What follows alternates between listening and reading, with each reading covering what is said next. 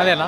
So Laila ఎలా అనిపించింది cinema మీకు? నేను లైలా మార్నింగ్ షో చూద్దామని వచ్చిన. ఏంటంటే ఆఫ్టర్ మెకానిక్ రాకీ ఈ సినిమాతో కాస్త డిసప్పాయింట్ చేసినా కానీ విశ్వక్సేన్ గారు ఈ సినిమాతో ఏంటంటే కాస్త పర్వాలేదు అని అన్నట్టుగా అనిపించింది సినిమా. ఏంటంటే ఫస్ట్ హాఫ్ మొత్తానికి నాకు అర్థమైంది ఏంటంటే one and only character Sonu క్యారెక్టర్తో నిజంగా విశ్వక్సేన్ గారు యాక్టింగ్ ఇరగదీసి పడేశారు. అంటే మీకు సోను మోడల్ నచ్చాడా లేకపోతే లైలా నచ్చిందంటే ఏం చెప్తారు అసలు? లైలానే నచ్చిందని చెప్పేసి చెప్తా. సెకండ్ హాఫ్ సో అమ్మాయిలను చాలా మందినే చూస్తారు కదా, మరి లైలా గెటప్ లో అమ్మాయిలా కనిపించిన విశ్వక్సేన్ ఎలా అనిపించారు?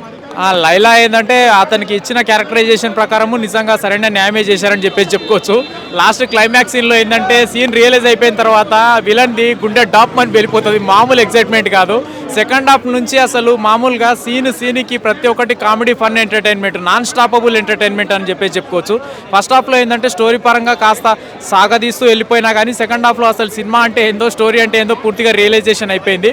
కానీ స్టోరీ పరంగా చూసుకున్నా, లాస్ట్ క్లైమాక్స్ సీన్ పరంగా చూసుకున్నా, ఇంకా బ్యాక్గ్రౌండ్ స్కోర్ విషయానికి వస్తే ఇప్పుడు వచ్చిన బ్యాక్గ్రౌండ్ స్కోర్ మ్యూజిక్ పరంగా కొత్త మ్యూజిషియనే కావచ్చు, కానీ ఇచ్చిన మ్యూజిషియన్ ప్రకారం సరైన న్యాయమే చేశారని చెప్పేసి చెప్పుకోవచ్చు. అంటే వల్గారిటీ చూపించారు మూవీలో అని అన్నారు కదా, మరి మీకు వల్గారిటీ కనిపించిందా? చిన్నపిల్లలు కూడా చూడదగిన మూవీ అనేది?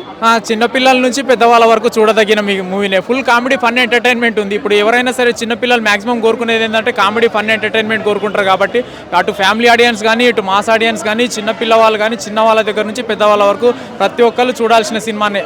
థియేటర్కి వచ్చి ఆన్ స్క్రీన్ మీద చూడాల్సిన సినిమానే ఇది. రేటింగ్ ఎంత ఇస్తారు? రేటింగ్ 4 ఇస్తాను అవుట్ ఆఫ్ 5. Thank you.